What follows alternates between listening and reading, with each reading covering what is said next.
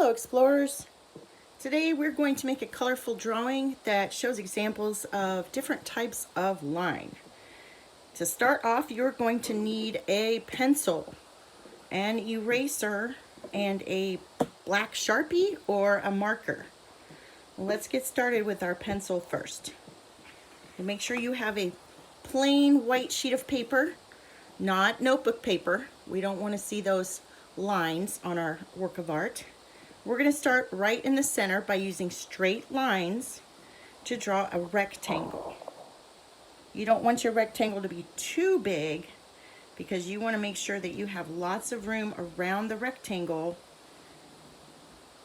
to draw in your line styles.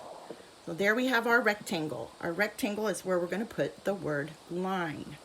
If you have never done block or bubble letters before, you can always turn your paper over to the back and give it a little practice. I'm going to use block letters like I did in my final drawing. I'm going to write the word line.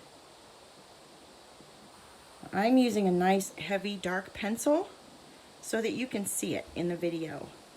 But remember, when you are drawing and you know you're going to end up coloring it, you want to draw kind of lightly with your pencil so that when you erase it, your pencil marks come off nice and easy. There we go. All right. Now we're going to draw the straight lines out from the rectangle that will divide our paper into sections so we can put our patterns in there. Let's start off by drawing a line from the corner of each rectangle to the corner of the paper. And it doesn't have to be perfect. Just draw a line out.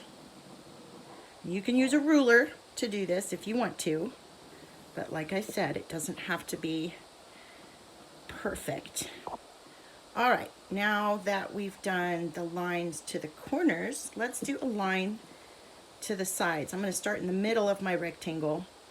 I'm going to go to the right towards the edge of the paper. And I'm going to do the same thing on the left side from the rectangle to the edge of the paper. All right, now we're going to divide this section up by putting 2 more lines here.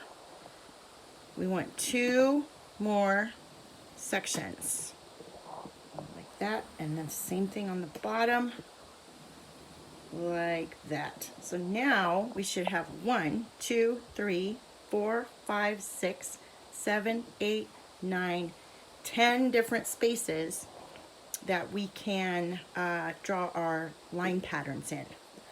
All right, so if you look at my example, you'll see that I have straight lines. They're going up and down. Some of them are a little diagonal. I have curved lines. I have wavy scalloped lines. I have dashed lines, curly lines, straight lines that go left to right are horizontal lines. I have wavy lines, zigzag lines. This is a patterned line, the lines that go one way and then the other. And then dotted lines.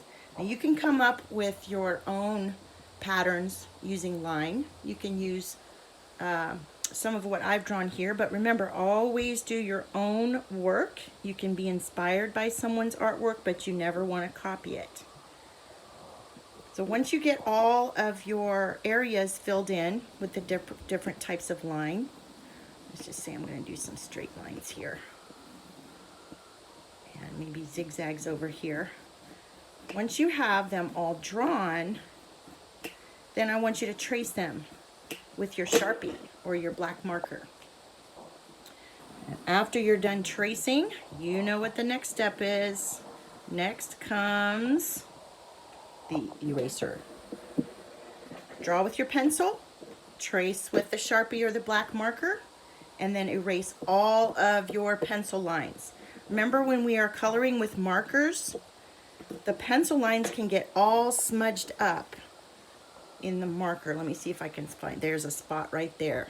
this little spot, I didn't erase my pencil very well, and so the pencil line got all smudged into the orange, and it's not very clean.